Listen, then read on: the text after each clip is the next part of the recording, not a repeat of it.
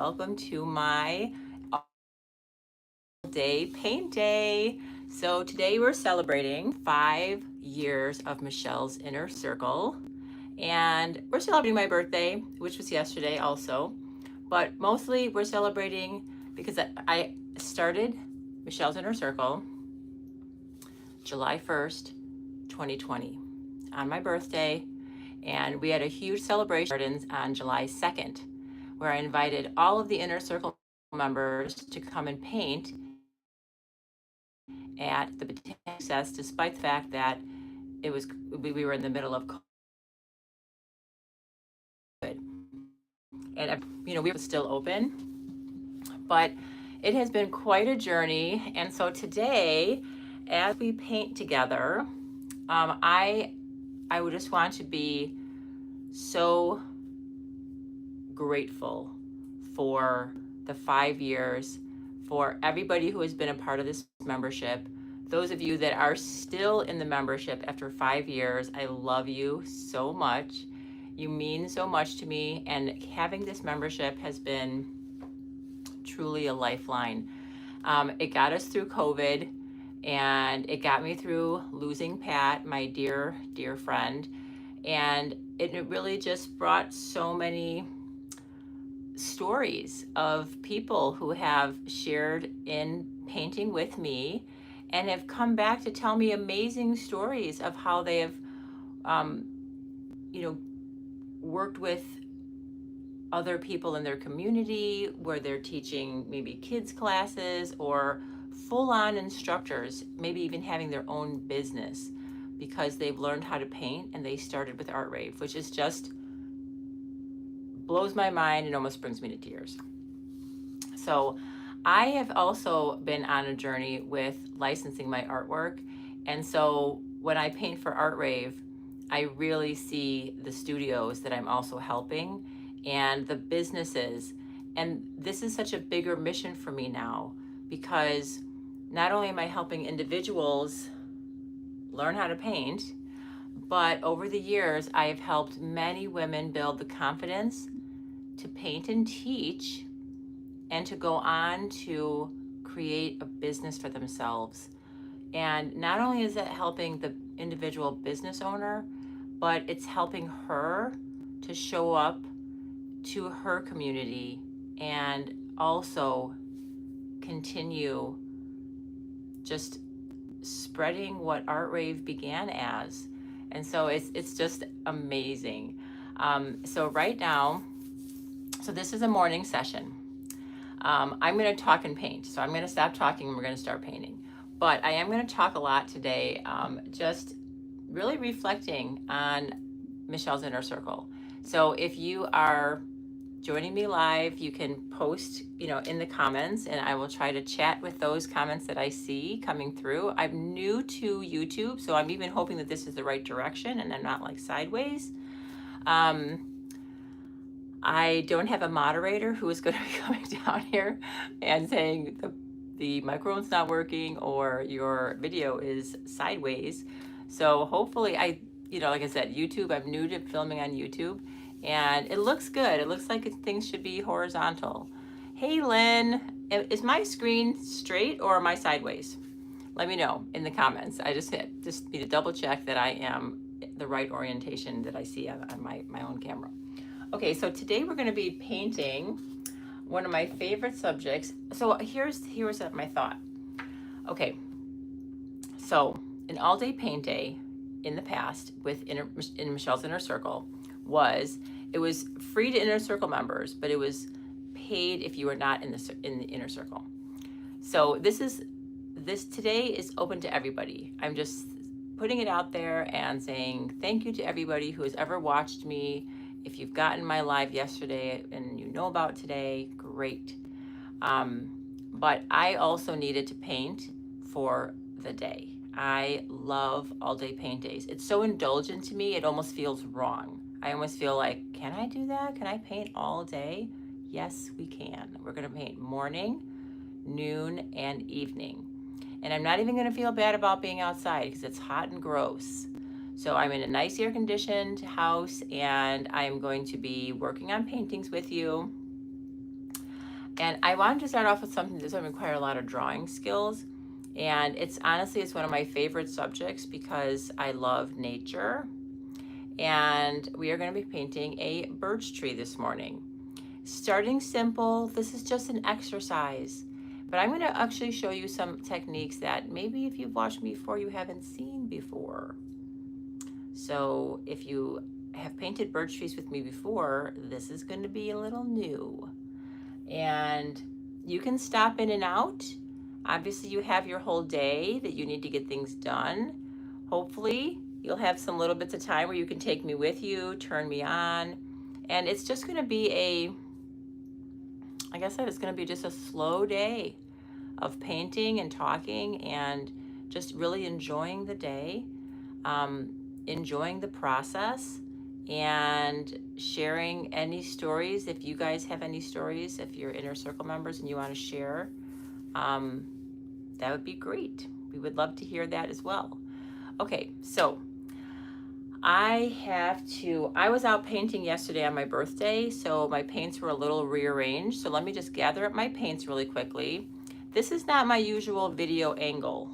So I don't know, the lighting is great. I've got the window light, but I know the background, that's not my ideal background. I had to wheel my desk around, and I just thought I wanted to paint on the easel today. So this morning I'm trying something new. I'm gonna try and paint on the easel. And let me get it in the right adjustment here. And if I need to bring it up closer, what I'm going to do is I'm either going to show you like this and demonstrate something on the canvas a little close up. Or let's see, can I do this? Let me just try something really quickly. If I pick up my tripod and bring it closer, and then I can show you when I'm painting something detailed. Yeah, that would probably work. Okay, just trying to figure things out, because normally I have a different setup for my camera, kind of floating above the table. But today I kind of want to be more part of the scene so that we feel like we're together and you're not just staring down at my canvas. Okay, so let me, I'm gonna turn my camera this way for a second, just so you don't see that messy corner of my studio that I still need to organize. And I'm gonna grab my paints and my palette, so just hang in there. All right, let's see, we've got the canvas, we need palette, and we need paints. I think all my paints are here, great. I need a new water cup. Good. Got that. So I'm putting my water cup on my lower easel tray. I've got my little chai latte that I made, or that I got yesterday, that I saved. I just got it late. I got it late in the day, cold, no ice, so that I can pour it over ice this morning and enjoy it. See it? That was one of my plans. Okay, we've got paper towels and brushes. Let me just go over the brushes really quickly so that you can grab your brushes. So I'm going to paint in the same way that I do for Art Rave. I want to keep this also something that if you've watched with me, you have the supplies already. And if you've painted with me before, you should know that my favorite 3 brush sizes, let me grab them from my thing here, are, okay, so I painted when I taught classes full time, and I wanted to keep things simple. I just bought 3 different brushes, and I thought, you know what, I'm going to paint everything in the same 3 brushes because it'll keep things simple. So I have a 16 bright, a 10 bright, and a 6 round. Now, as you can see from the handles, these are much loved. But they last a long time if you take care of them with brush soap. So we are going to use these 3 sizes. The other thing I'm going to use is a crumpled up paper towel. So this is something that I love to use to create texture, and it's life-changing, and you're going to love it. So we're going to keep some extra paper towels around. And let's see, okay, so since I'm filming in this new format, I want to make sure that I share with you my process, and that is with my iPad. So I'm going to show you a photo that I took it myself, and it is of a beautiful birch trees and forest. Hold on, let me stick this here. And let me go into my iPad and share with you this beautiful photo, and then we are going to break it down and make a very beautiful painting from it. Okay, so I'm going to type into my search on my iPad, so let me just share this with you a little bit. And I'm going to type in birch tree.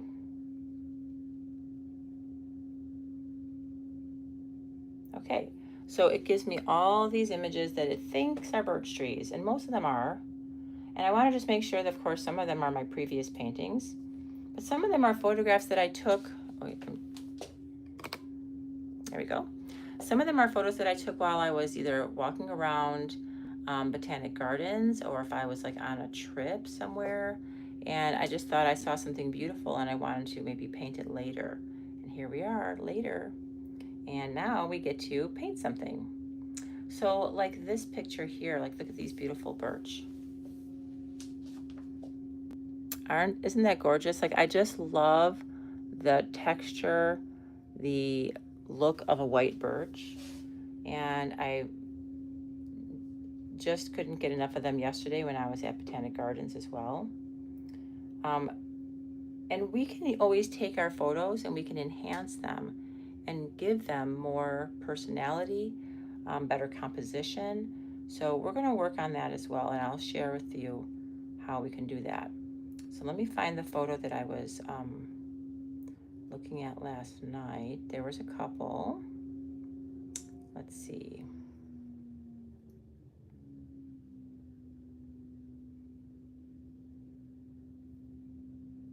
Okay, so let me think. Do I want to do that one? I know I was really set yesterday on doing a close-up one, but now I'm like, oh my gosh, maybe I want to do a little further away. So when I paint, and this is something that I want to also pass along to you. When you're painting, I want you to follow your bliss. So a lot of times we think we need to paint something a certain way, and we see it online or we see it in someone else's painting. But I want you to tune into yourself and what it is that you really love. What makes you excited about painting something? And I want you to really bring that out in your painting. Make that your focus, because that is what's going to make it more your own, if that makes sense. So like this is a beautiful photo of birch tree that I took when I was in Michigan. I love that one. It has a great ocean. It's actually, I believe that's Lake Michigan in the background. And I love the way the sun is hitting all the yellow leaves on this. I think that's so beautiful. Let's see, I'm just still slightly in decision mode, but we're gonna get there quickly, and then we're gonna start painting. Let's see. This will give you time too. Hopefully you can get your supplies out. You can get ready to paint. Okay. So, do I want to paint this? I do love these.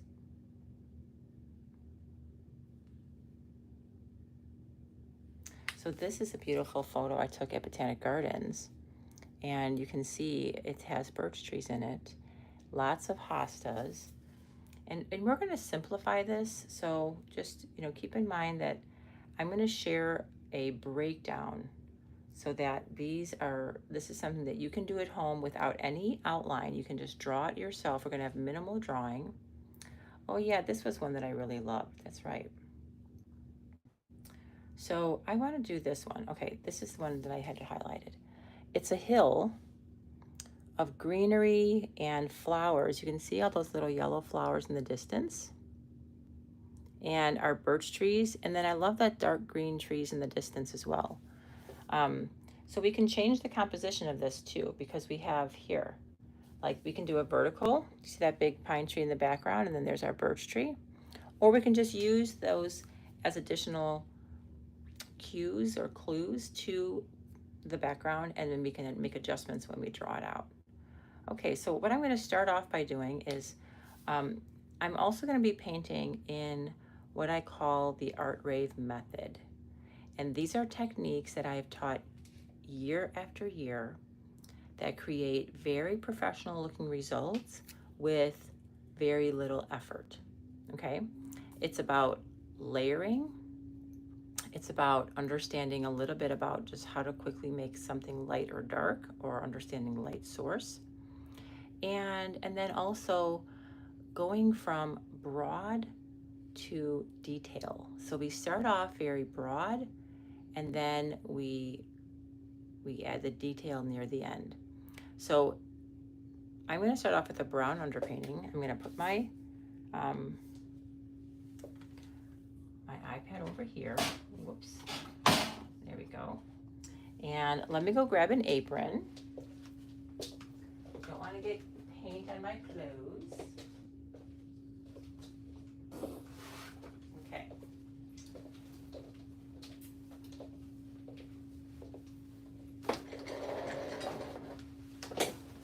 Okay, so it's kind of interesting. Oh, sorry for the jiggle. My camera is a little bouncy.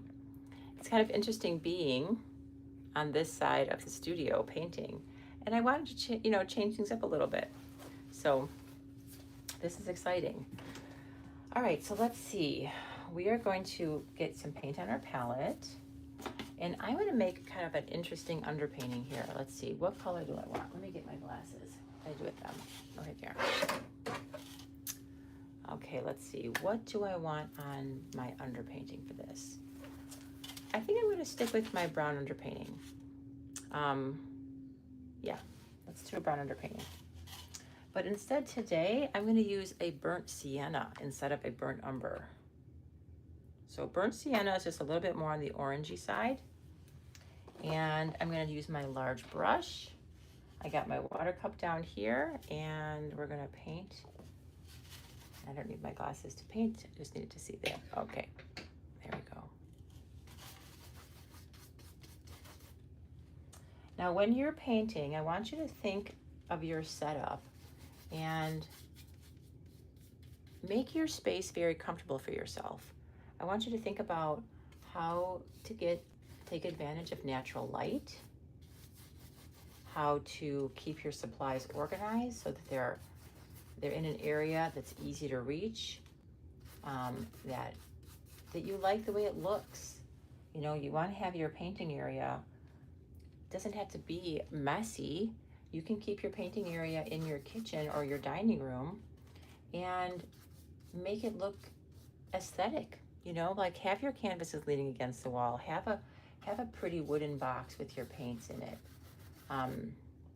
Maybe get a little wooden tabaret off of Facebook Marketplace or off of Amazon or something, or a little cute old dresser that you can put your supplies in, and make your painting space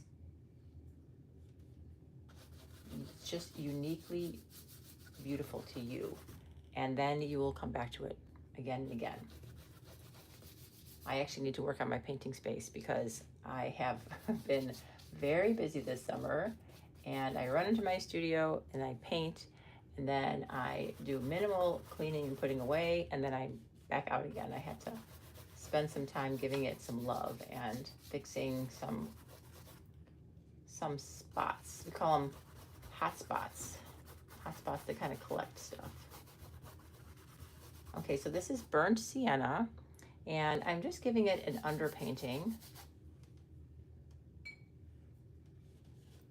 And a lot of times I use a different brown, so I'm just changing up the brown just a little bit, getting a little bit more orangey. So this is burnt sienna. You can also use burnt umber.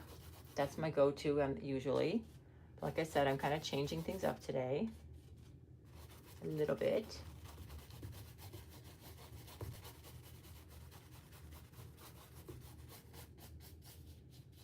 Okay, so there's our underpainting. Now you don't have to smooth it out at all. You can leave it really brushy because our painting is going to be brushy. And this is going to just tone the canvas and give us a nice foundation for creating darks. And it's also going to make our lights a little bit more vibrant because they'll be contrasting the brown. Okay, so let me just wipe off my brush, give it a good rinse. Okay. So I don't see on here, there's the comments. Screen is fine. Great. Thanks, Lynn. Okay, good. Now I can see the comments. I guess I had to touch the screen in order to see them. So I'm new to doing going live on YouTube. So this is kind of interesting. But like I said, I have a lot of private groups on Facebook, and I just kind of wanted it to be a little bit more open to the public. Just get it a little more attention on my YouTube channel.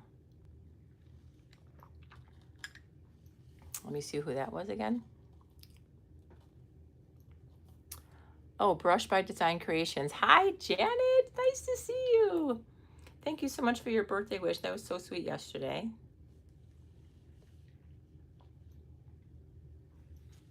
Ooh, wow, that chai is sweet. Okay, so let's get out some paints. So I'm going to make a beautiful summery landscape. Let me see when this picture was taken, what season it was taken in. 1 second.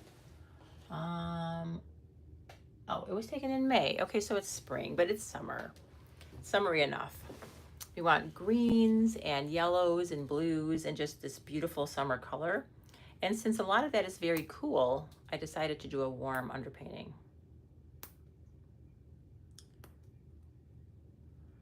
So we're going to be talking a lot today too about, so Michelle's Inner Circle. This is a 5-year anniversary. And I don't know why this white is clogged. Let me go get a scissors. I don't always pick the clogged bottle.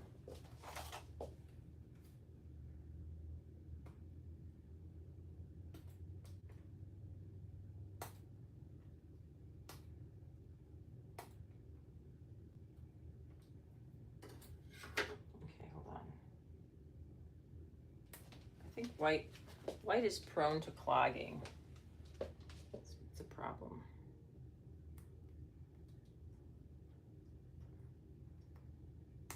Oh. Darn you. Paint bottle. Let me get a paint declogger. Okay. So this is a, let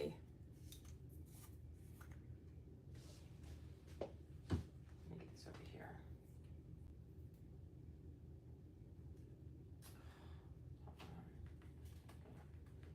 I hurt my hand trying to get this clog out.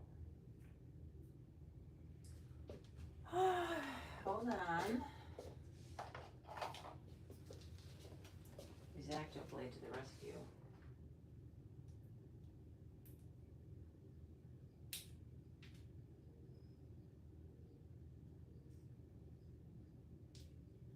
Oh, this is really messed up.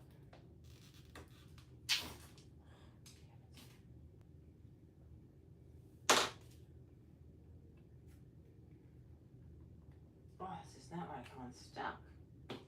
All right, we're just going to flop it out of the bottle. There we go.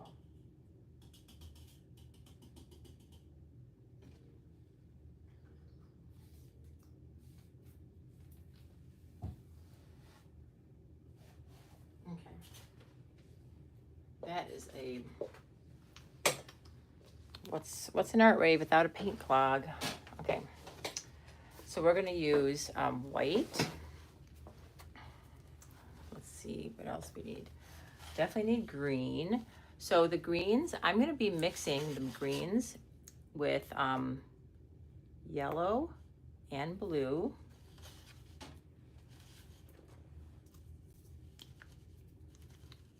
So I'm just gonna, let me just show you my screen here. Now I'm realizing why I film on the table, because then you can see everything. So I have white, green oxide, cobalt blue. Go ahead and get a little chrome yellow.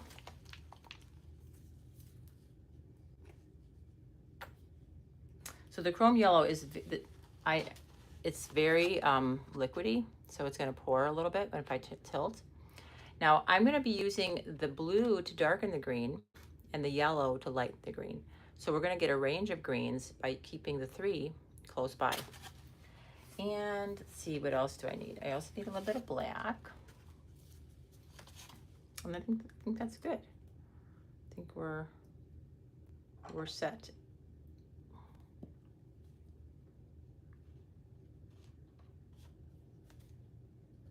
Okay, so that black is also a little clogged. All right, so this is still a little damp. Let me get my blow dryer, and we're going to do a little quick blow dry, and then we're going to chalk in our design. We're going to give a little outline, and it's going to be just a basic shapes. So even if you're painting with me live, then grab a piece of chalk, because you can use pencil.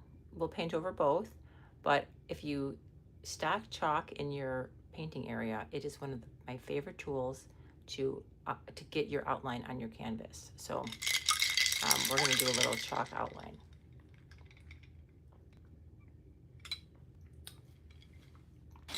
Okay, let me grab the hair dryer.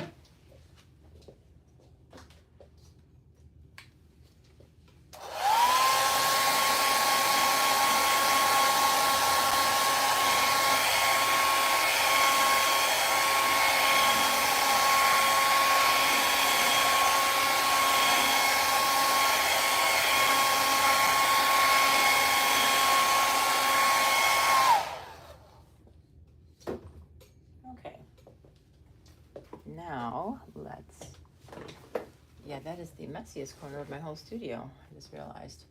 Okay, so we're gonna do a hill. So I'm just gonna put a little, actually, do I want to do this vertical or horizontal? Let me think. I'm looking at a vertical image right now on my iPad, but I took photographs of this area, both vertical and horizontal. So let me take a quick look. Okay, so here's vertical. Very nice. But I do think the hill looks a little bit more, I think this captures more of what I was trying to convey. It's just like that. Now I'm not going to go so low down. I'm going to actually raise it up a little bit. And what I did is I also took an overexposed picture, so it's very, very bright, so that I could see just more of the light details of the wood and the birch, because I'm going to actually lighten my wood. Okay, so I only have 3 pictures from this day. I have this one, so we're just looking at composition for now. I love all the trees that are on the side, and I like these deep greens in the background. But I also kind of like that expansive hill. So I'm going to just make my own composition from all those photographs, because there isn't one that really just kind of nails it.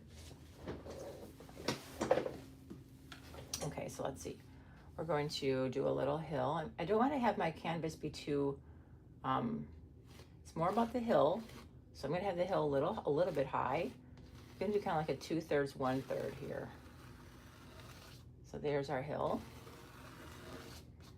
And we're going to have our trees here, our birch trees. One of them is going to be very close right here. And then we're going to have a couple others in the distance. Let me see how far back they are. Okay, so we have one with the source here. So here's our hill. I'm going to do it a little darker so you can see. So there's our hill. One source of the trees is here and one's here. So that's the base of the tree. When you're looking at the base of the tree, you want the ones that are lower to be closer to you, and the ones that are further away are going to be, the ones that are higher are going to be further away. Okay? And then I'm going to have my distant pine trees here, which are really beautiful. And maybe we'll do kind of almost like 3. So there's like 2 and a little bit. So those distant pine trees are kind of hard to see over here, but we're going to paint those first. All right, so we've got our basic layout, and I'm just gonna just do the sky, and then I'm gonna do the grass. Now here's what I love to, when you're doing a greens, you always wanna think dark to light. So when you go dark to light, it allows you to create that depth and shadow, and it builds up a three-dimensional object very quickly. Also for our field, it's going to build up all of our beautiful grasses and flowers very quickly. And it's not that we're in a race, we need to do it quickly, but why not take the shortcut? Why not get the beautiful results and find a short way to do it? What's the quickest way to do that? And for a class, teaching beginners, that's always a good outcome, is when you can create a beautiful result from a easy process. All right, so let's start off with, we're gonna start off with our distant trees, okay? And I'm gonna make those nice and dark. They're a super deep green. So to do that, I'm gonna use blue, cobalt blue, the green oxide, and a little bit of black. Now you can arrive at the same color with other paint colors. You might just adjust the proportions of them. Like if you start off with a deeper green or a darker blue, maybe you would use no black or less black. But I'm sticking to a simple, familiar color palette. I've used these paints so many times and I've gotten used to how to mix them. So I'm gonna use some blue and green, and I'm gonna use some black.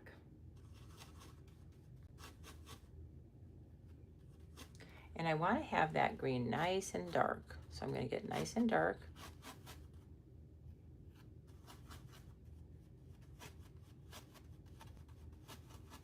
And if you want to add a little of the brown, you can. Sometimes that also will give you a little bit more of a warmer color. Now I'm going to use my large number 16, and we're just going to fill in these triangles. So just kind of fill in the triangles.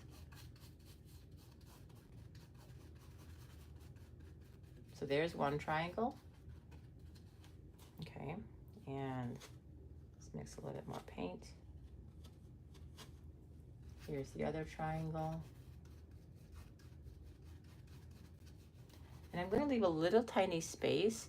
I realize that you're kind of far away. Let's see if I can move you closer to my camera, to my canvas. Hold on. Let me do a little scooching of my easel. We're going to get up nice and close here, because I can't move my tripod any closer. I'm going to move my easel a little closer. So let me just scooch this closer. This is a big easel. Hold on. I'm going to get nice and close up without spilling my water. Better. I think that's better. Okay, so we're going to get our green in here.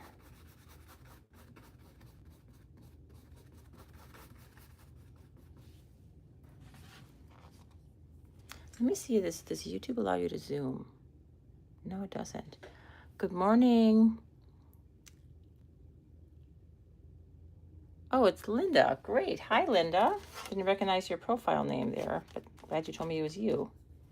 Okay, so I'm just adding in my distant evergreens here, and I'm going to put a little further one back here. Just create more depth. Okay, so here's another thing that I teach in my Art Rave Method. And I'm going to be teaching this a lot more over the year. I started calling it an Art Rave Method because it really is a method. And while every artist paints differently, there's no really right or wrong. It's whatever works for that artist's style, technique, process. Because I've always been painting this artwork for painting parties. Let me see if I can get myself back in the camera here. Since I've always been doing this for painting parties, I've created a system of techniques that I've repeated over and over again. So that's why I'm calling it like an Art Rave Method. And it is filling in the shape with either dark to light or base coat highlights and shadows. So this base coat is pretty dark. It's the blue-green, a little bit of black, and I'm choosing to put a little bit of my burnt sienna in there also. And it will take sometimes multiple layers, but we want to just fill in this shape with this nice dark green. Okay, so we're going to let this dry, and then we're going to come back and add more layers to it. Now I'm also going to give it some texture of a tree. So I'm holding my brush horizontal, and I'm just going to kind of like tap around, just starting to give it a little bit of a messy texture.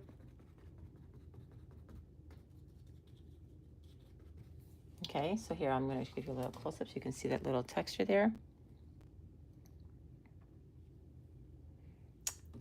I'm also kind of paying attention to the glare. I don't want there to be glare for you. Since I love using window light, but sometimes, you know, depending on where the camera is sitting, you can get glare. So these are going to be really dark, and then this is going to be really bright. So I'm going to wipe off my brush and give it a good rinse. I'm going to stick my hair right in the middle of the camera here. Okay. Now for the sky, whoops, I'm going to use a little bit of the cobalt blue and the white, and maybe just a tiny little bit of the burnt sienna, just a little bit. And that's just to kind of tone down the blue a little bit. Now, when you're mixing your blue, it always comes out darker on your canvas, so start off a little on the light side. Okay, and I'm going to start up at the top. You see, it's already more blue than I thought it was going to be. And as you come towards your tree, I'm just going to kind of leave a little of that brown showing, because I like it. I like having a little brown showing. That little peak of underpainting is one of my favorite styles of painting, is when you have that little peak of underpainting. So when you're painting a large area, I like to do a blending technique that's on the canvas, and it's kind of like doing little crisscrosses. So I'm going to crisscross, crisscross, and I'm going to start, after I paint that blue in, I'm going to start with white. Now as I come down, I'm going to use just white, and crisscross, crisscross into the blue, bringing that white down.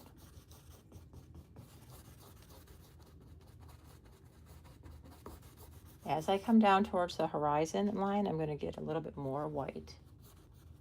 Now I'm going to stop about there, and I'm going to tell you why, because I'm going to add a little very distant tree line in there. So here's that initial coat of white and blue, looking good. I love it. Now with that same white and blue still on my brush, I'm going to take a little bit of green, and I'm just going to make a very distant tree line back here. Just picking up a little of the green, letting it mix with the blue, and just filling in the bottom of this, down to the bottom of this hill.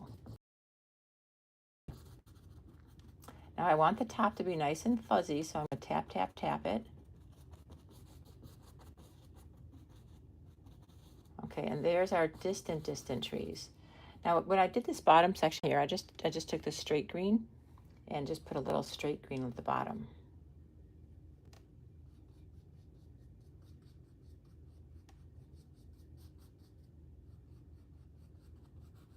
Okay, so we can add a little bit of that darker green just along the bottom of our distant tree line. And now I'm using just the little corner of my brush, and just tap, tap, tapping. Just tapping along the bottom of your trees.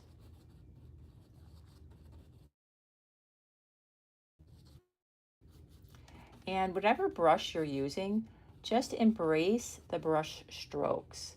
Brush strokes are beautiful. You don't need to always blur them out. You don't need to always try to have it look perfect.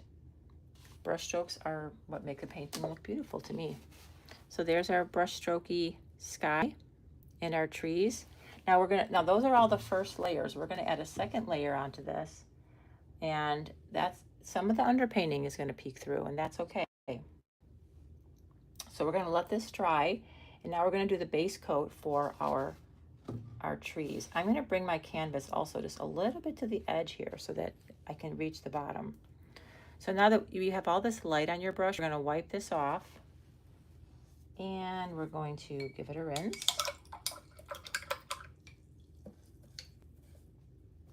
Okay. And let's just turn this a little bit this way. Oop. So you can see me.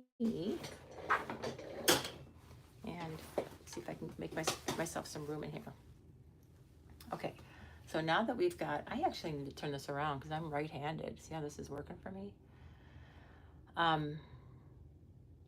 We're going to do the whole bottom in this bright green. So we're going to shift into some bright greens.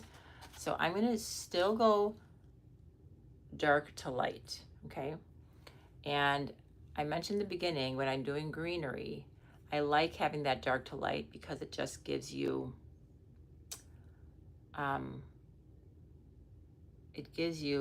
just the ability to create that. Most of the things are going to be in 3-dimension, but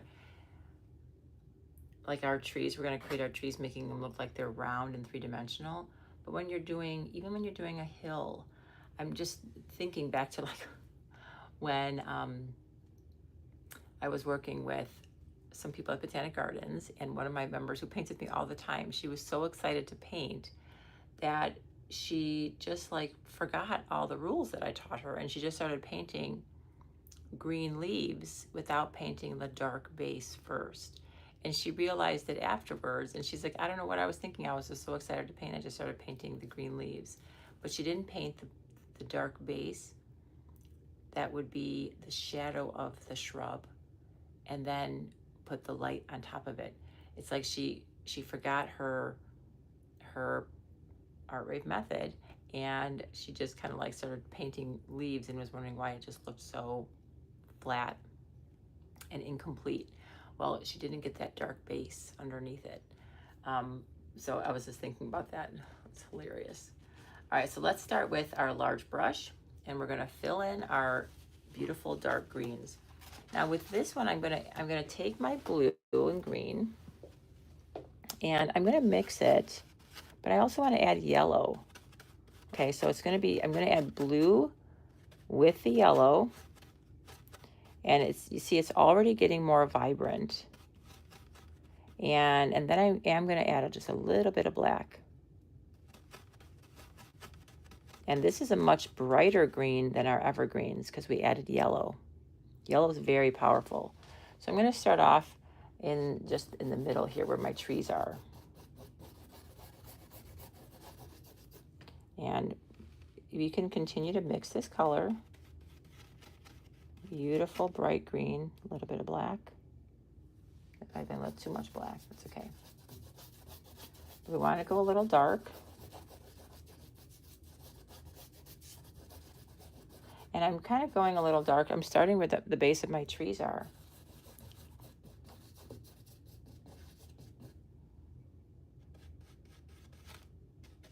So green oxide, cobalt blue, and chrome yellow.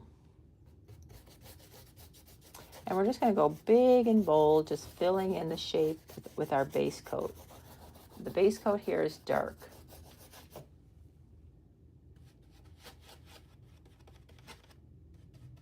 Or at least the darkest shade that we wanted to go for this particular part of the painting. This is actually the darkest that I want to go.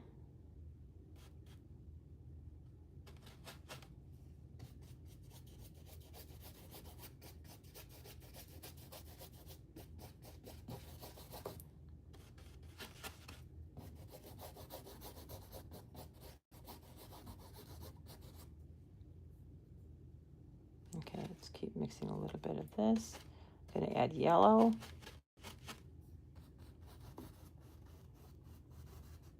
Now, as I come back here, you can create a little raggedy edge. It doesn't have to be a straight edge. It can be a little raggedy. You can use your brush to kind of like make it, just jiggle your brush. You can give it little taps, little tufts. They're not really grasses back here. They're distant flowers, but we want to just give it a little bit of a messy edge.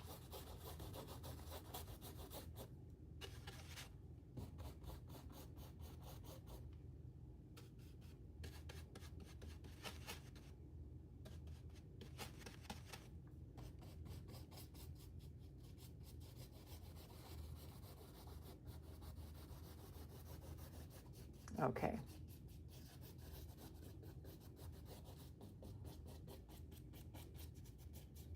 So there's our base coat for that. And now we're going to let this dry because this is a lot of space, and there's some underpainting showing through that we're going to work on. But what we can do while it's still wet, we can just give it a little bit of a grassy texture. So I'm just going to play with the corner of my brush, and I'm going to just start making little tufts and clumps. That is what's in the photo. Just giving it a little bit more grassy texture while it's still wet, just playing around with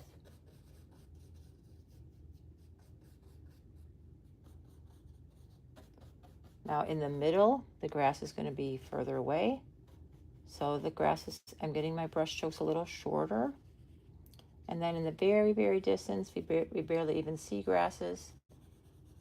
But I'm just going to give it a little scribble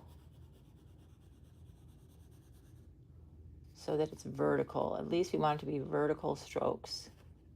So it looks like grasses. So when you're dealing with a field, think of it in sections. You want to think about the distance, the middle ground, and the foreground. Okay, so the foreground are where the plants are going to be. You're going to have larger plants that are going to have more detail. In the middle ground, you're going to have them further away, so they're going to start getting smaller. And then at the very distance, you're going to almost see nothing but just color, because you're not going to see detail that far away. Okay, so there's our base coat for that. And we're going to let this dry. I'm going to show you a little close-up so you can see all the texture. Look at how pretty that looks already. Okay, but it's brushy, it's messy. Okay, so I'm going to wipe off my brush and give it a good rinse, because we're going to go back up to our distant trees. Okay, so now we're going to finish these dark trees. Now the trees are dark on this side and they're light where the light is coming from the right. So I'm going to just enlarge my photo here because okay. So our base coat was a little thin. I still see some underpainting through there. We're going to add in a lot more paint, and I'm going to go back to my blue, green, and black mixture. Actually, I think it was on this side. Blue, green, and black. Okay, now there's 3 trees here, so I'm going to paint some dark in the middle.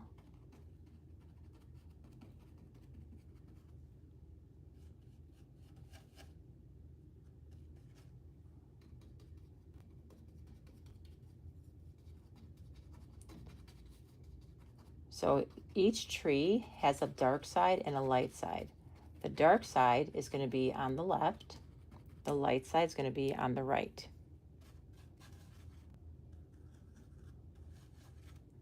So I'm using a little bit more black to get onto the dark side here.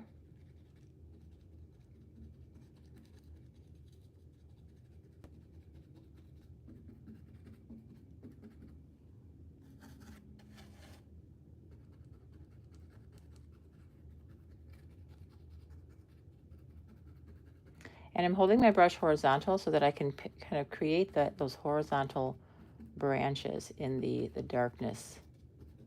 I mean, in the, the pine trees when they have those like layers of branches. Okay, now on the light side, I'm going to create a slightly lighter green, but not as light and bright as this. So to just get a lighter green without getting too bright, I can leave the same colors on my brush. I'm going to take just a little bit of white and a little bit of green and no yellow, okay? I don't want any yellow on this. There's whatever yellow's in the green is fine, okay, in the green oxide. And I'm going to start putting this on the right side. So now I'm going to start creating the bright side of this tree. And I'm just going to tap.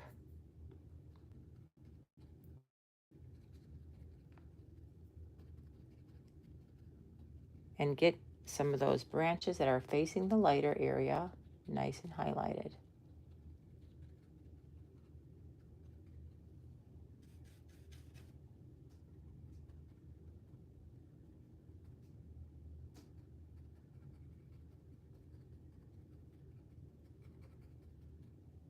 So do you see how we're going?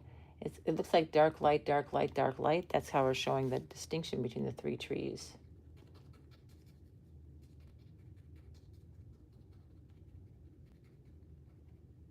Now, if it starts to blur and blend with the previous layer of dark that we just did, then just kind of stop and let it dry a little bit more. So this side is going to be nice and bright because it's right near the light.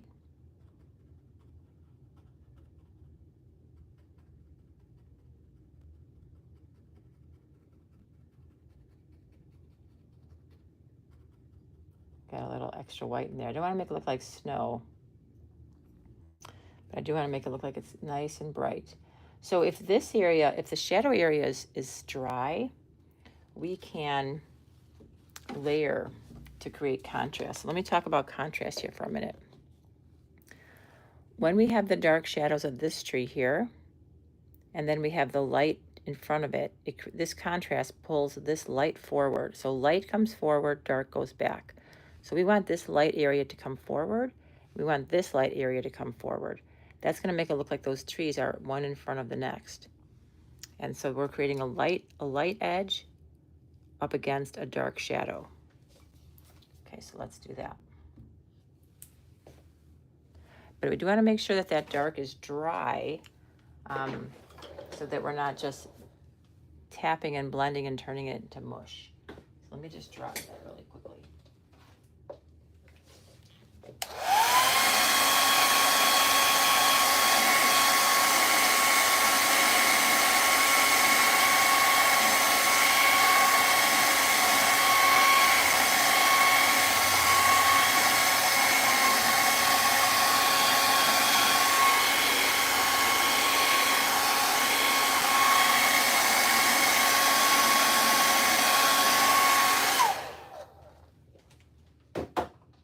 Okay. All right, so now we're going to work on getting those lights. Now that that's dry, I can create a little bit more,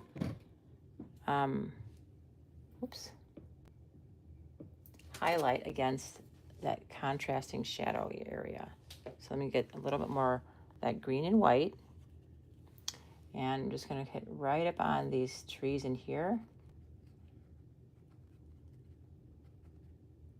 These are like these large, they almost look like arborvitae.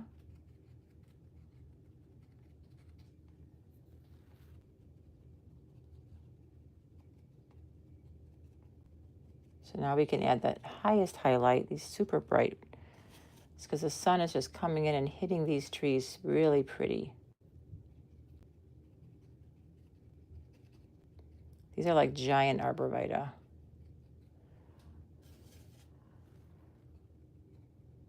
And they are really sunny. I'm going to create that beautiful summer light. It's just,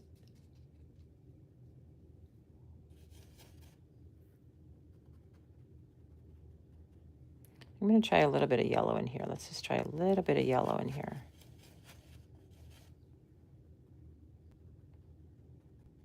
Oh yeah, I like that. Just a little bit.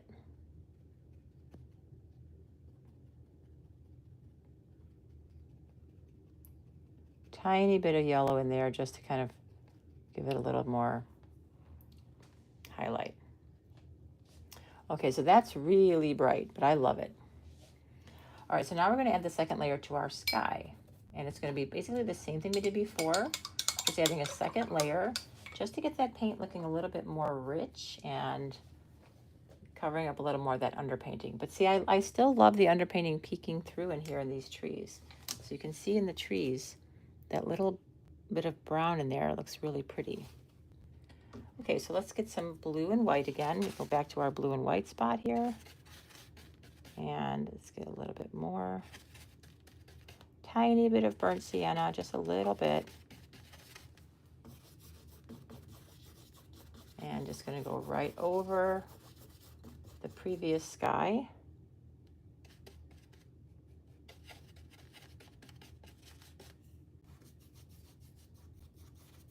So I add the blue to the top first, and then as I come down, I'm going to start adding white.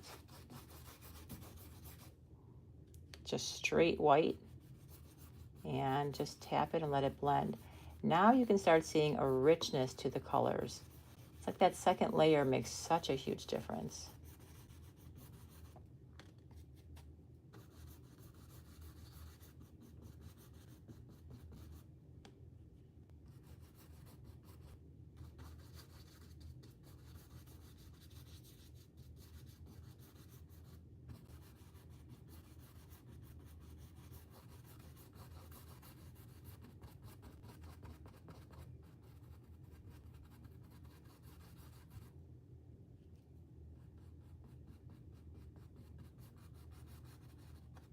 And I love just kind of tapping that sky behind my tree, leaving a little bit of that brown underpainting. Oh, looks so pretty. And then just dancing your brush around and finding that wet paint so you can mix it together right on your canvas. Just going to pop out this edge. I don't know if I need any little taps in there.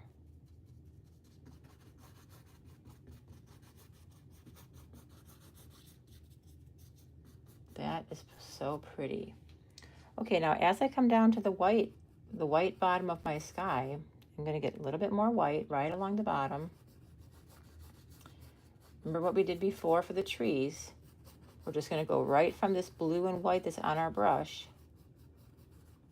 And we're going to grab a little bit of the green oxide and just go right into our distant trees.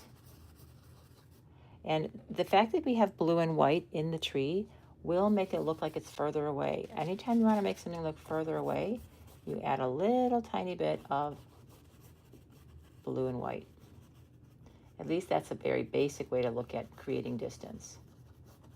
There are other ways to create distance, but I think one of the simplest ways for a beginner is just to use a little bit of blue and white in your color, and you can create a little distant tone, like a faded, because things typically get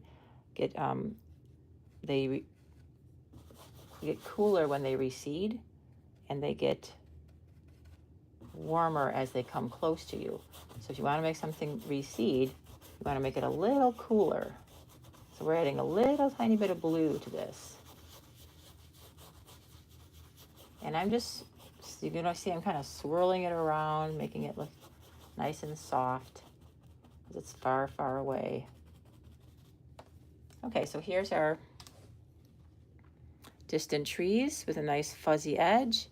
We've got our evergreens in the distance, and now we're going to work on our hill. We're going to work on all the grasses for our hill. And then the last things we're going to be doing, which is the whole focal point of our painting, is our beautiful birch trees and then all of our flowers. That's like the icing on the cake. So let me get my scene back here. Okay, so now for the grasses. I want to give you a really easy technique for the grasses that you won't be afraid of.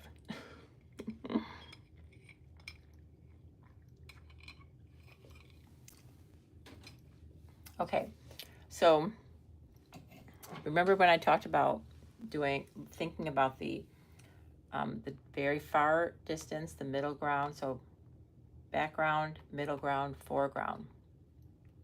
So how we paint the grasses is going to change a little bit as we go from the furthest to the closest. So for the furthest ones, that's going to be easy. We're going to do that first. I want to keep my greens super yellowy and bright because I want this to just glow. Like, the reason I took the picture was because the light was just shining on this field and just lighting it up. So in order to create that glow, we had to create the dark first. And now we can create the sun coming in and hitting this hill. There, let me get my whole thing in there. So I want to kind of exaggerate a little bit of the shadow and highlight. So I'm going to keep some areas dark, and then I'm going to get really bright where I want the sun to look like it's just shining across here. So let's start off again, dark to light, darker area. And I'm going to go back to some dark colors. I'm going to go green, a little bit of blue, some yellow. Okay, so this is going to be the very distant. Let me get away from my own glare. So I'm going to just paint in this about an inch, inch and a half or so.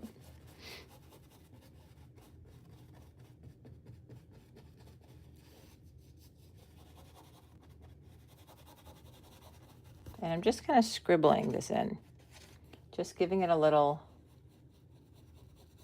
filler along the back of my hill.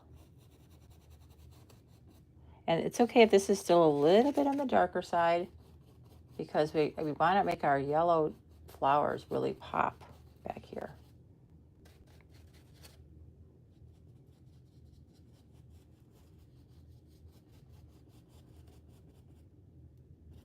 Okay, so there's our distant, where there's no grassy texture at all.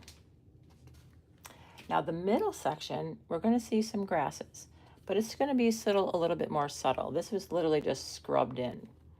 So for the middle grasses, let's start getting a little bit on the brighter side. I'm going to get a little bit more yellow with my green oxide. And now I'm going to start painting a little longer brush strokes. I'm just going to get longer brush strokes in here.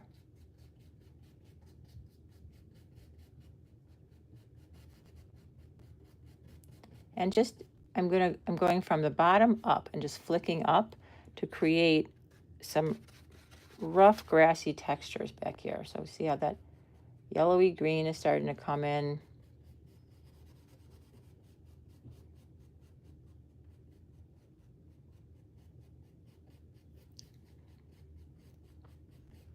And just fill in that field.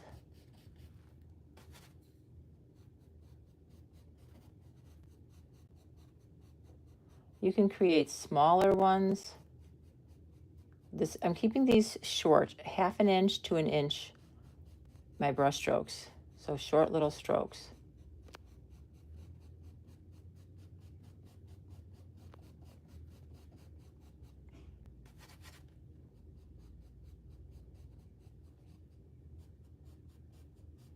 And take your time. This is the part where you can find, this is where you find peace in a painting, is when you start getting into these, the thought for the painting is finished. The composition is, of course, a thing of the past. We already have that down. And now we're just filling in nature. Just getting all those beautiful colors, layering those grasses. You can see the grasses starting to actually look like grasses now. It's beautiful. I love it. Okay, now that's the middle ground, so it's a little bit more grassy, a little more green.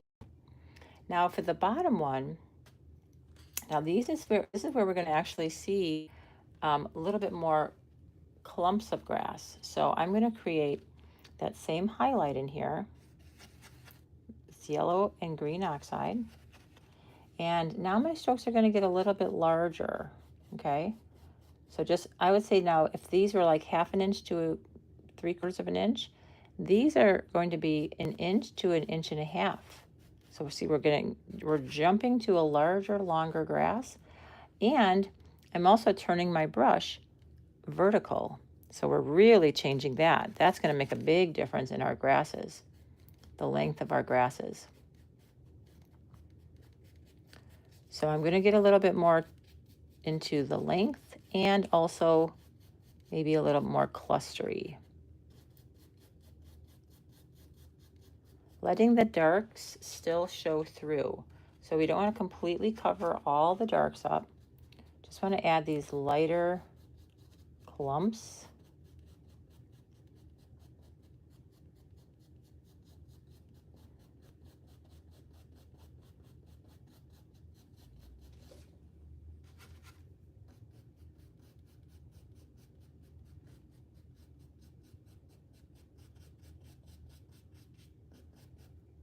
And so I'm just using yellow and green oxide. There's no white in this yet. It's just the green and the yellow. And you can already see it's really popping out against those darks. You see how that light, look at all those beautiful light grasses just popping out against the dark. So I'm just using an upward motion, holding the brush vertical and giving it this brushy, grassy foliage.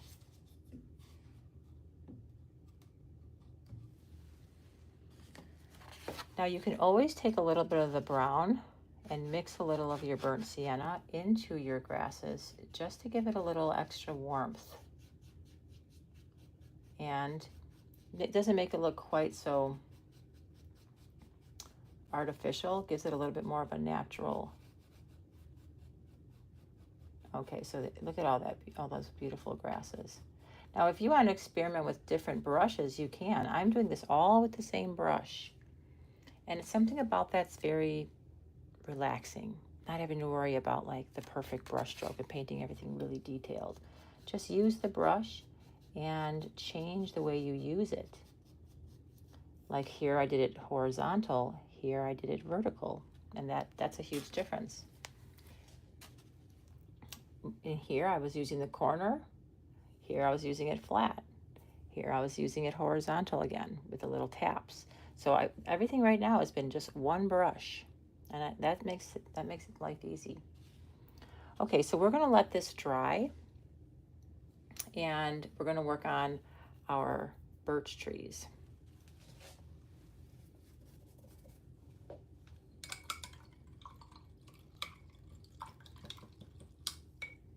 Okay, so I'm going to wipe off my brush, clean it off, and we can use our large brush to create the first birch trees, which are going to be the ones in front, and we're going to have some distant ones in the background. So actually, I'm going to use a smaller brush for the ones that are in the distance. I'm going to use my number 10 flat, and I'm going to start off mixing a blue-gray. So I'm going to get a little bit of black, a little bit of cobalt blue, and some white. And just a tiny bit of our burnt sienna. Okay, so now these are for my distant trees. So I'm gonna just go from the base here, and I'm gonna just make some upward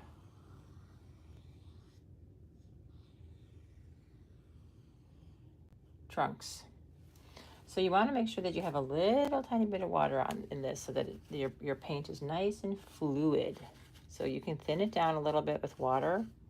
Just get it nice and fluid. We're going to make lots of birch tree branches. Trunks, they're not branches, they're trunks. So if you run out of paint, halfway up your tree, just reload your brush, get a little bit of water in there.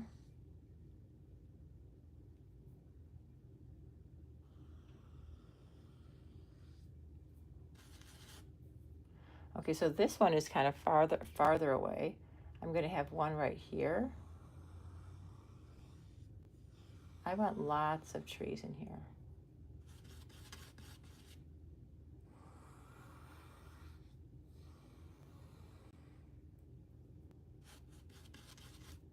Two. Now I'm gonna have, remember I did those white chalk marks? I had one here and one down here. So this is the base of this tree. This is gonna come up from here. So a little bit of blue, a little bit of black, and white. That's my trunk color.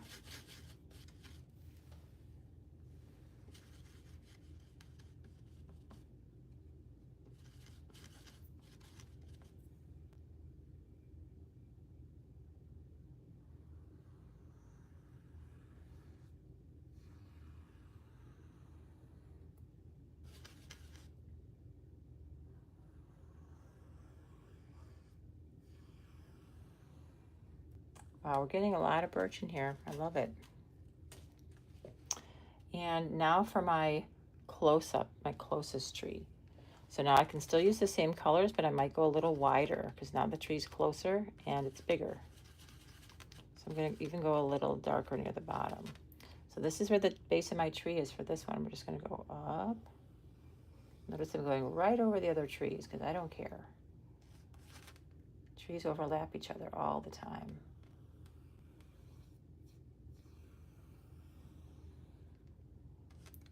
And we've got another one this way. They're not always perfectly straight. Sometimes they have just a little bit of a wiggle in them.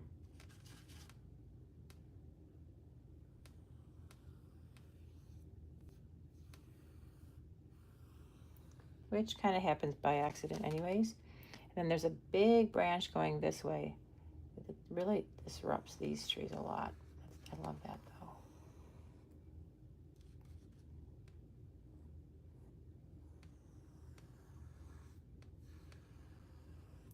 So you gotta be careful if you make it too fat at the top, then you gotta make it fat near the bottom. So we gotta fatten up the bottom a little bit. Okay, so now at this foreground tree, I'm just gonna add a little bit more blue and black just to the bottom. So just get a little bit more blue and black, just get a little bit more shadow at the bottom.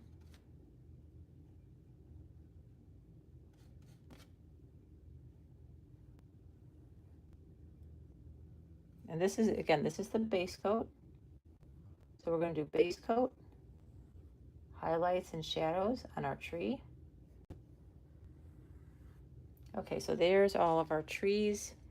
There's lots of them, but they're not all going to get the same level of detail, okay? Some of them are going to be further away and less detailed. Okay, that was exciting. Okay, so while those dry, we're going to wipe off our brush and we're going to go to our little yellow flowers. Okay, so now I'm going to go to my pointy brush. Let me get a different pointy brush.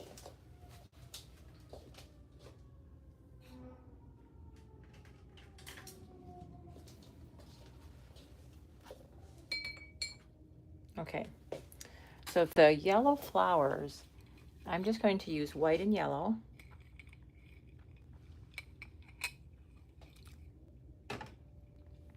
And I want the white and yellow to be very bright. This is a just a field of gorgeous flowers. Now the ones that are closer are going to be a little larger. The ones that are further away are going to be smaller. So we're going to get chrome yellow and white. We're going to mix it together really well and start adding all our little wildflowers. I'm going to make it really white. I don't want any of my underpainting showing through. So I'm just going to make it all really white with little blobs and dots. Now, as I get closer, in my photo, the greenery that's down here has no flowers, but I don't want that. I want there to be flowers there. So I'm going to put in some larger flowers down here.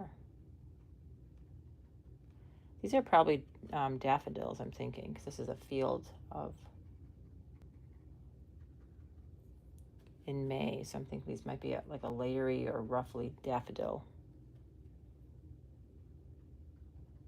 Now the thing about painting, when you're painting a field like this, is you have to be very random. And I'm still keeping in mind 3 sections: foreground, middle ground, background. So the middle ground is medium flowers. Okay, we're getting medium flowers in here.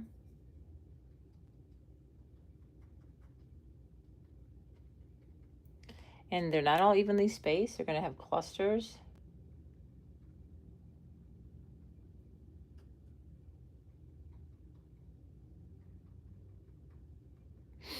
Don't worry, we're still adding some more grasses in here, but we got to do the flowers in here too.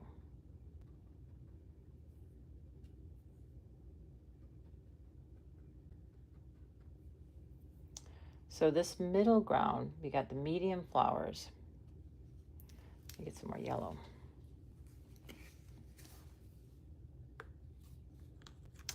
In the distance, we haven't done the distance yet. So let's actually, we'll just do the work on the foreground. So I'm going to get yellow and white. And we're going to do some foreground, larger flowers. These are, notice I'm making them pretty big.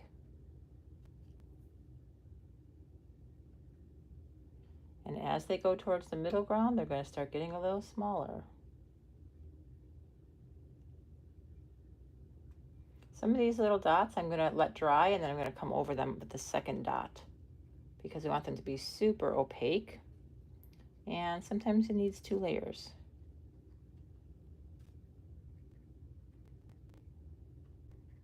Okay, I love the little random clusters. These are clusters of probably daffodils.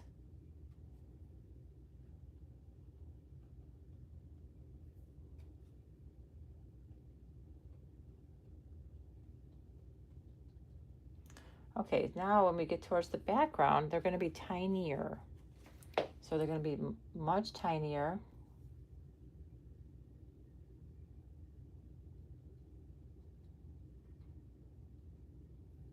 So you can use a smaller brush, or you can just make smaller taps.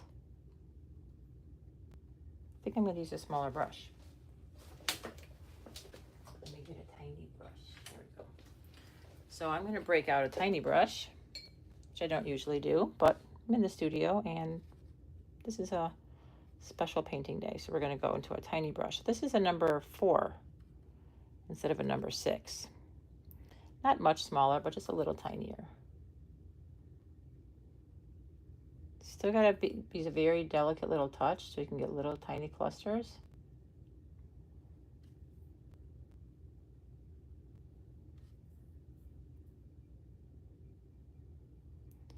Little tiny dots.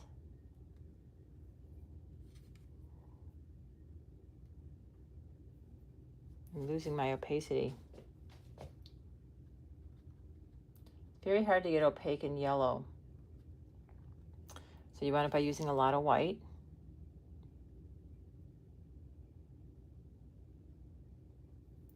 And then sometimes going back over it again with another little bright blob of yellow. Once you've gotten a nice opaque dot with white, you can always add more yellow on top of it. So it's better to go a little bit heavier on the white in the beginning.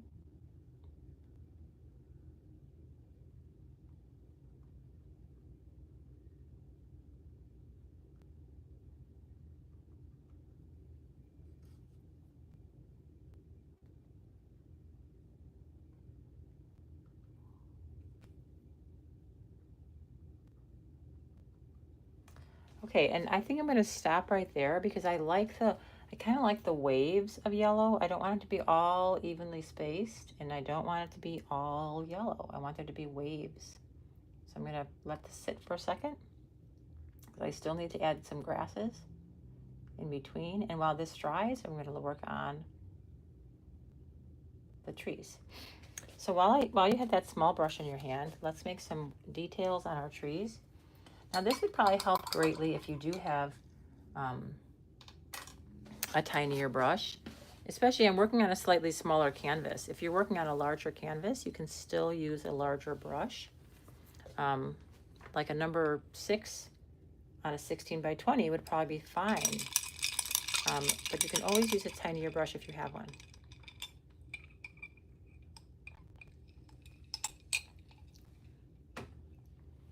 Okay, so I'm going to wipe off my yellow. I'm going to switch to white and black. We're going to start working on our trees. Let me make an adjustment to my zoomed in photo here. So I'm still going off the reference photo that I took at Botanic Gardens. And now we're going to get a little darker with some black. So I just want a tiny bit of white. I don't want to go super dark black. And maybe even add a little of the burnt sienna. So it's black, but it's not too heavy. You always want to use black very sparingly, pure black very sparingly. Okay, So I'm going to just come down my trees. I'm going to start with my middle one. I'm just going to scribble in some little blobs,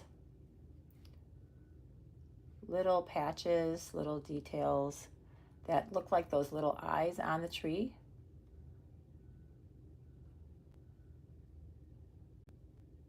And they tend to get a little bit bigger near the bottom or a little bit darker.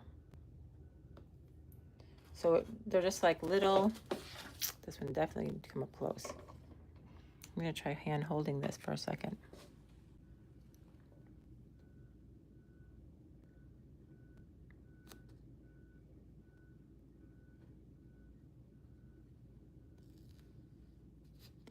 So we're just going to make, they almost look like little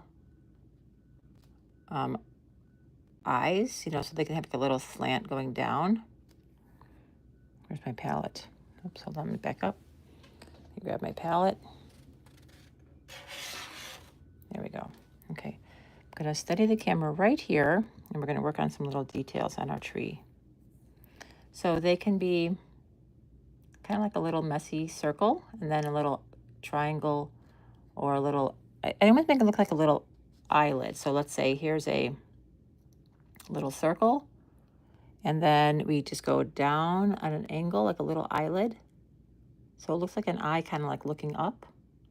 That's what the pattern looks like. It's like an upside down V, but there's a little blob at the top. So I kind of call it like an eyeball. And we're just going to come up at the tree. You can make little random ones. We just want to have some good little dark details on our tree. And some of the background ones can have little smaller ones.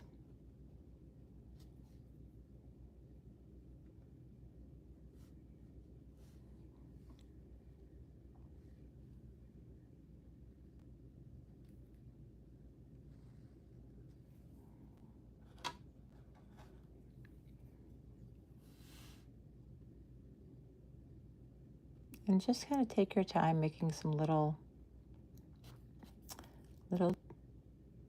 scratchy marks, little eyes on your tree. They kind of go across the tree a little bit. They're not quite zebra stripes, but they are kind of stripes. Sometimes you may even have a larger area of black, like that.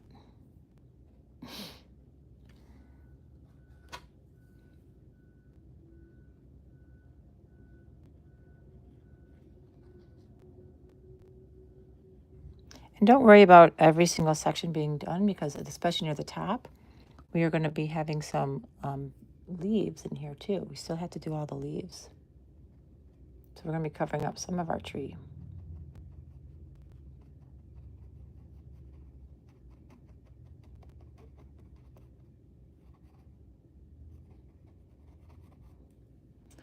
Okay, so we need a little bit more, probably along these top areas here.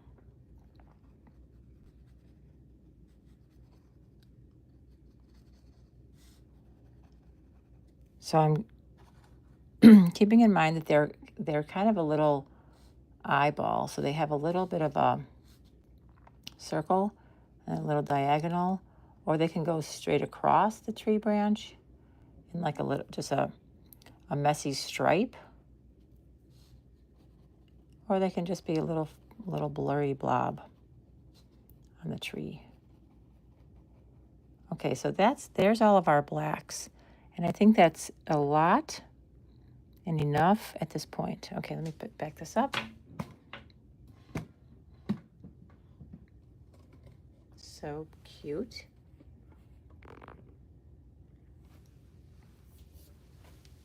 Okay. All right, now we're going to add the little white highlights. So I'm going to rinse out my brush nice and clean, and I'm going to do a straight white highlight down the right edge of our tree. So I'm going to get a little bit of white.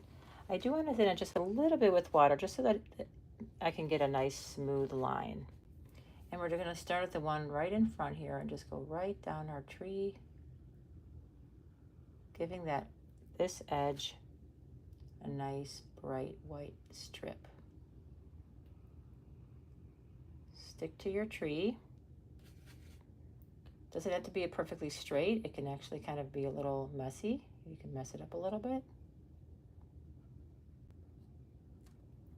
But you want it to be nice and bright white. Every single tree is going to get a little white edge.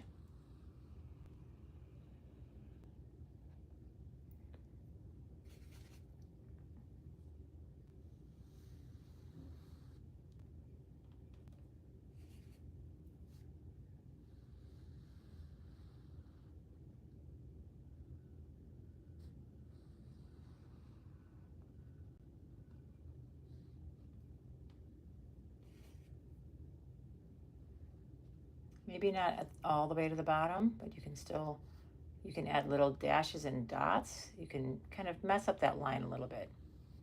But we do want to stick it to that one side. This is going to create our light source and a lot of depth to our trees. Now the distant trees are going to also have that little tiny light edge. But you're just going to try and make it a little smaller.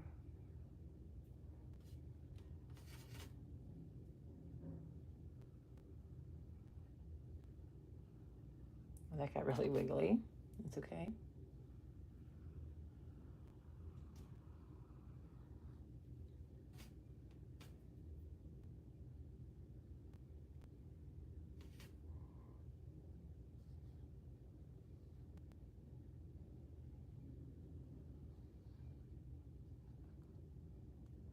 Now the areas that might have a little bit more white are going to be where there's maybe a little bit more sun hitting that tree. So you can always just kind of scribble little tiny blobs of white in there. So it looks like it's getting a little more sun.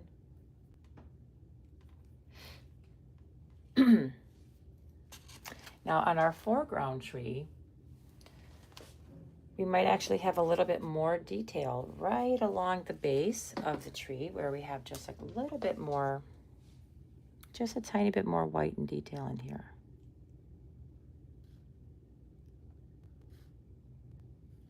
And just a tiny bit will create an illusion that this is a little closer to us.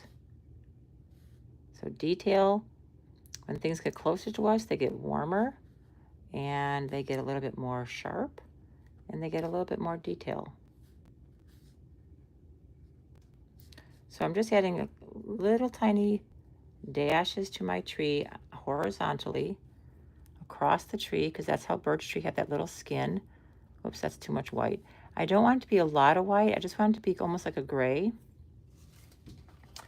I'm letting the white be thin. This one got a little bit bright, so I'm going to tone that down. But we want to have some detail on the tree that shows that it has some bark, but it's not as detailed as if we had it like really close up. So we're just doing a little suggestion of detail there. Okay, so now the way we're gonna finish this up is we're going to add the greens for the leaves for the birch trees, because that has, the birch trees all have leaves and foliage, and they're very bright this time of year. They're gonna be nice and glowy, but we're gonna also add some highlights. So I'm gonna use very, very bright green, so yellow, green, a little bit of white. So this first application of leaves is gonna be the darkest version of it. It's still a light green overall. It's a little bit of the green oxide, yellow and white, but it's still kind of a bright, the dark for the leaves up here is maybe the lightest for down here. So when I say dark to light, it's not always the same dark. It's just this has a higher range of lights. So the darkest green here is actually going to be the lightest green for the grass. The darkest green for the grass was close to the lightest green back here, and then this dark is much darker, even spots where there's some black in here. So every subject requires a different range. So this is the darkest range of greens. This range of greens goes from, also has dark and light, but it's a different range than this. And then the range of greens in here is even lighter. So like if you were to label dark to light on a scale from 1 to 10,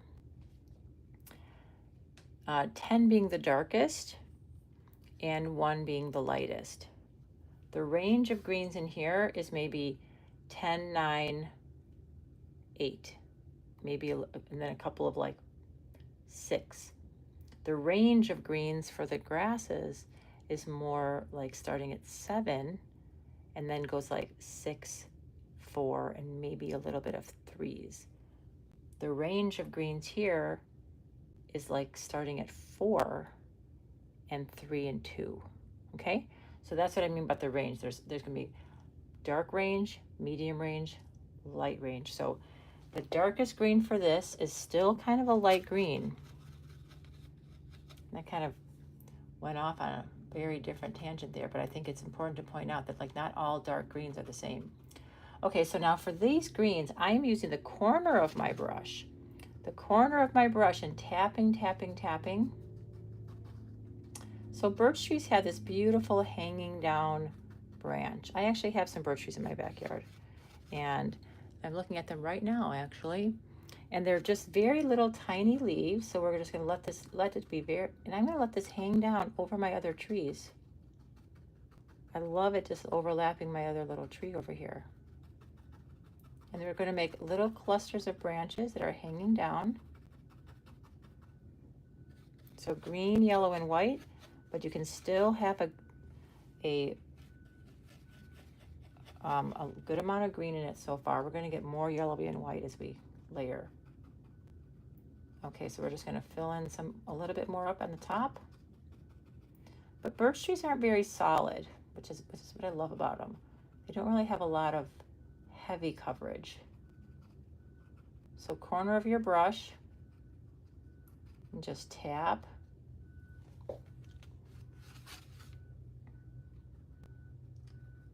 And we're gonna make all kinds of branches in here.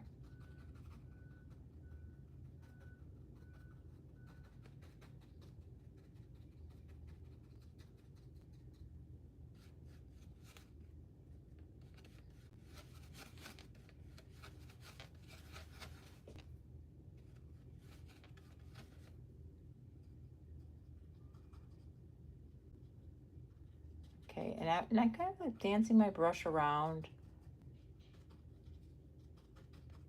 I don't want to have it all evenly blanked out. I'm still keeping in mind that I want the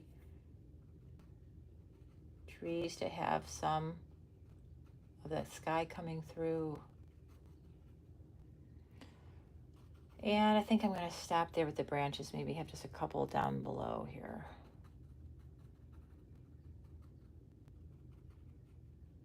Okay, now I just want to get a couple little dark spots. I'm just going to get a little bit of dark, just add a few little dark spots. A little bit more green, maybe a tiny bit of blue in there. Just add a few little dark spots. Maybe where you might have just a little bit of that green.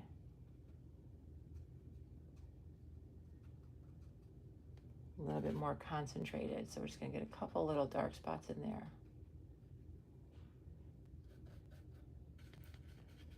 A little bit of blue and black will darken your green.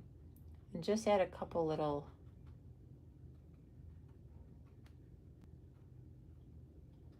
areas of dark.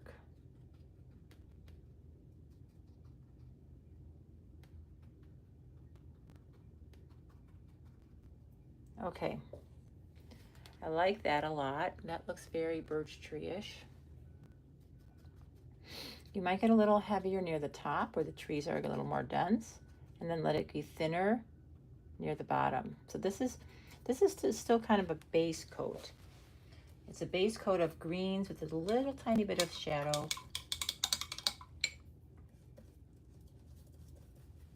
And now we're gonna get into, we're gonna do some of the lighter ones, but we're gonna let that dry. And now we're gonna get into the grasses down below here. So I'm gonna stick with my large brush. Now for the grasses, you can always just kind of like just fluff up your brush a little bit. You know, like you could use a fan brush if you have a fan brush to get more grassy textures. But otherwise, if you're just using that same brush, just kind of fluff it up a little bit. So I'm gonna do now I'm gonna do the lightest grasses. And I'm gonna go into maybe this color up here. This is that light green I was using for the tree. So one of the darker leaves for the tree is going to be the lightest for the grasses. So I'm just going to come down, I'm going to be really light touch, and I'm going to just come around and just start adding vertical little tufts.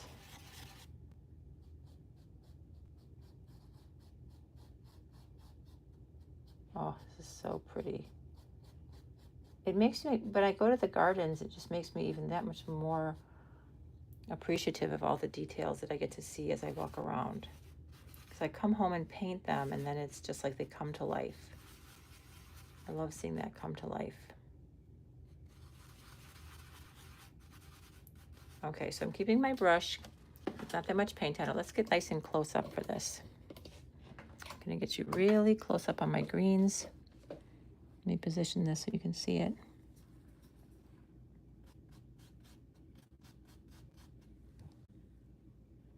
See, can you see that? Yeah.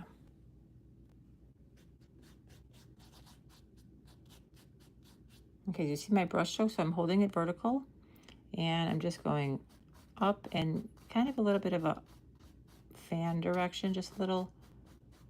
I am kind of thinking blow a little this direction. I don't know why, but I'm going to put some below my tree.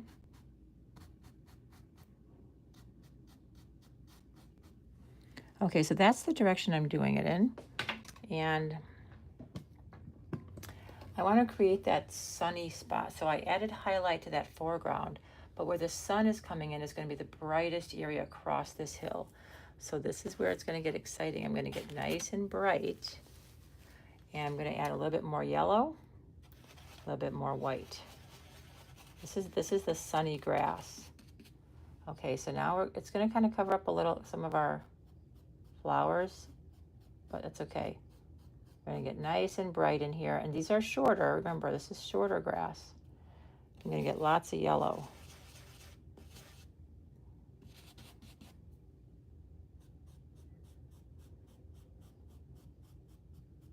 So I'm keeping my brush strokes a little shorter. My yellow is dry on my flowers, so I can just go right over them, not worry about it. And I'm keeping that sunny spot right around here.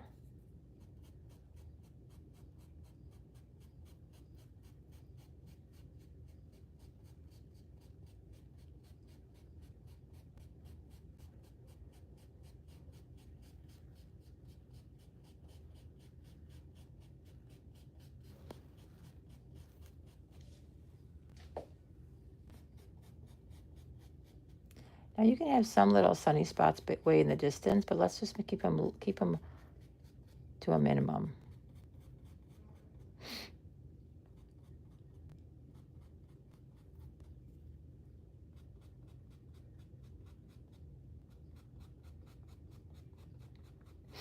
I'm keeping some of the dark, leaving some of the dark areas dark.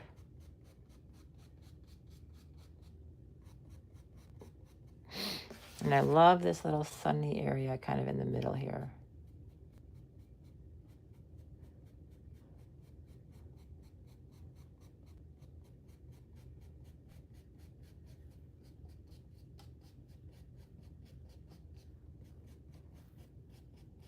Now, okay, so there's our little sunny patch.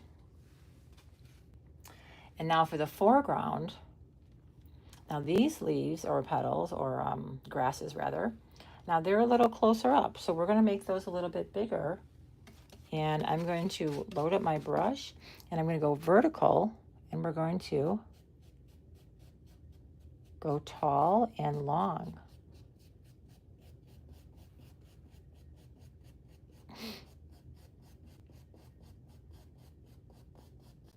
And we could even take a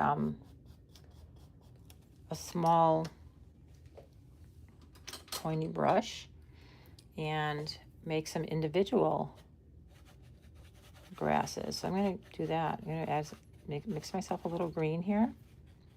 And with a small pointy brush or even a liner, you can come in here and add some individual, like fatter grasses if you wanted to.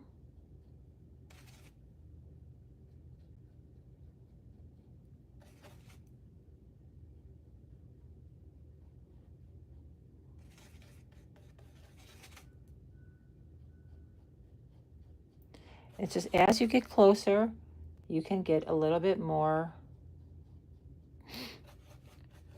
detail. So we're just getting a little bit, paying a little bit more attention to some of the fatter. Maybe if these are daffodils, they're going to have a little bit of a fatter leaf. So let's just get some fat leaves along the bottom here.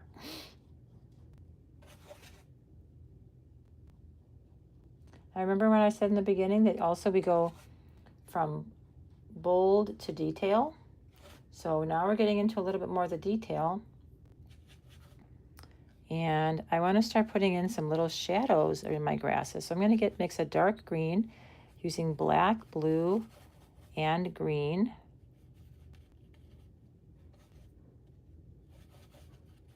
And I'm going to make a little bit of a shadow along the bottom of my tree here.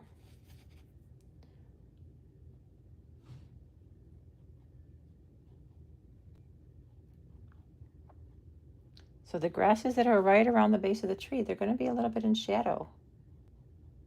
So I'm going to put some little deep shadows along the base of the tree, maybe along the base of this tree. So that's blue and black, and it's a little tiny bit of green.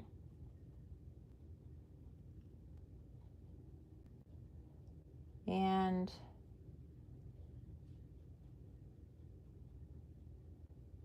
some of that, if the light is coming in from this side, okay, the tree is going to cast a shadow along here. So we can take a little bit of, actually I'm going to use a smaller, medium brush. Let me rinse out that pointy brush. And I'm going to go back to the large brush. And I'm going to take some of that dark black, blue, and green. And I'm just going to make some little dark tufts right around the base of the tree. And a little to this side, just a few that are, with the trees, the light's coming down from the right. The shadow is going to kind of fall to the left. So I'm just going to put a couple little tufts of dark along the base of the tree.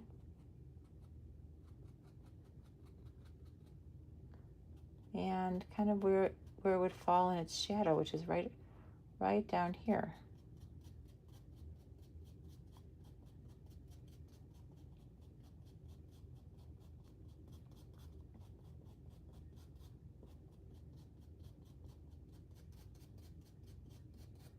So here's some of my deepest shadows, right along the base of the tree and a little to the left. Okay, so I think I added a lot of highlights to my grasses. I love the little darker shadows. I think that blue-black mixture right around the base of my trees makes a huge difference. Really brings out the highlights in the other areas. And then this area, I'm just going to add a couple little shadows just because I want this to be the sunny part of the hill.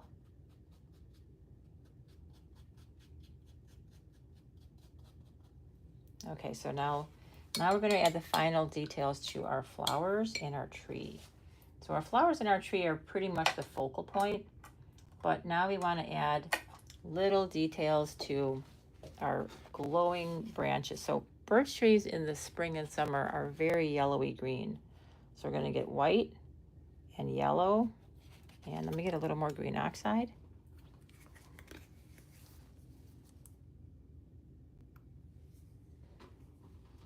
So we're going to get a bright yellow here our light birch tree. And this is going to be the tiny little leaves that we're just going to add to the front. We want to make sure that they're brighter than our previous layer of greens. So just keep adding white and yellow until it's lighter than your other layer.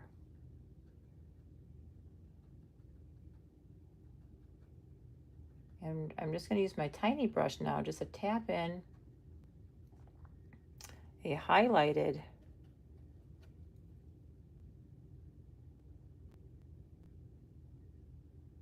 little tiny leaves.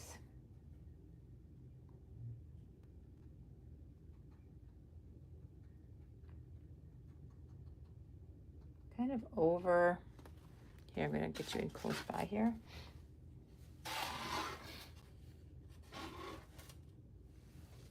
Let's get in close so you can see these little layers.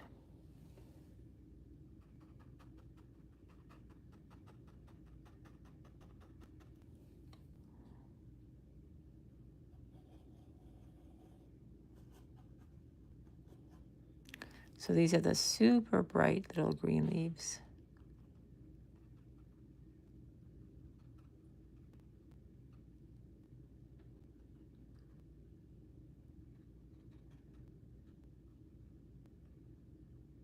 Again, we want to do them kind of random and in little clusters where the light might be hitting them. We don't want it to be all even.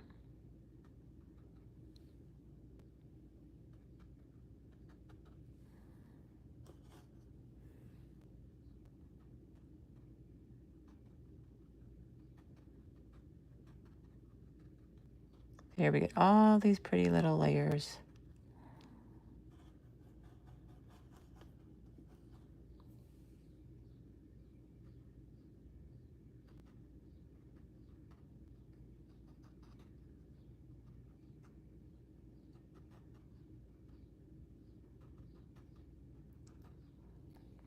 Okay, so there's our little birch tree, our birch tree highlights with light green, a yellowy green. Those are our little new spring leaves. And then the last thing I want to do is just add some bright yellow and white to my yellow flowers here. So I'm going to just get a little bit more white and yellow. And a second layer to all the little dots is going to be a little time consuming, but you know what? It's going to be relaxing too, because I'm just going to focus on where I already painted and then just add a little more blob of paint to each one. And it's going to look so pretty. This is like the sprinkles on the cupcake. We want this to be, all these little flowers to be bright and pop. So it's worth the time and effort to go around and add all these little flowers. You don't have to do more than you've already done. We're just layering over the top of the ones we've already done.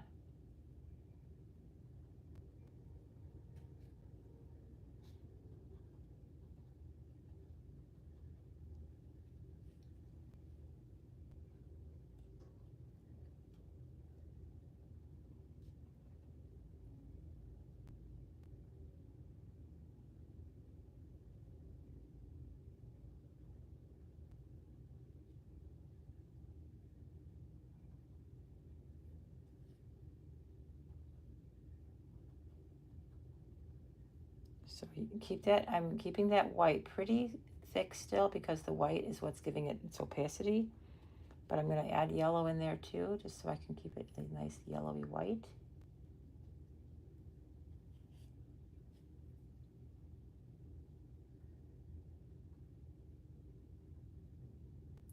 Now the ones in the very far distance, I don't necessarily want those to get any bigger. So I'm going to be very careful that I don't make them larger. I want to keep them small back here.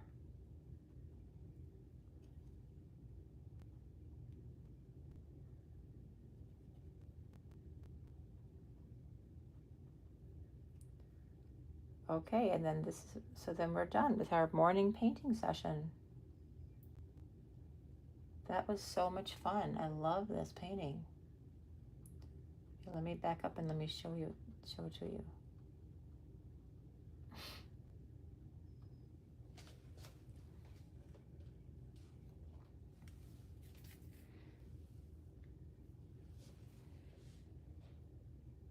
I think I might need just a little bit more white to my sky. So what I'm going to do, because I always like that extra little bright sunshine. So I'm going to take some white. I'm going to take my number 10 bright, and I'm just going to take a little bit of white on my brush and just kind of come in here and just really add some little bright light in here. Just scrub it into the base of my sky.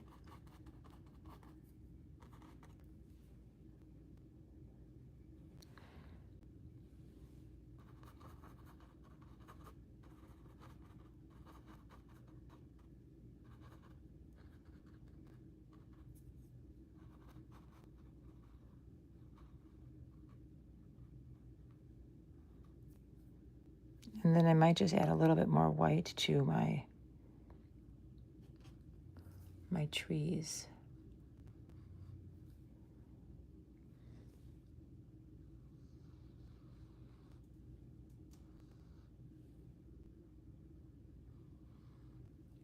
Especially these ones that are closest to us and in the sun. Let's make sure that we get a nice bright edge here.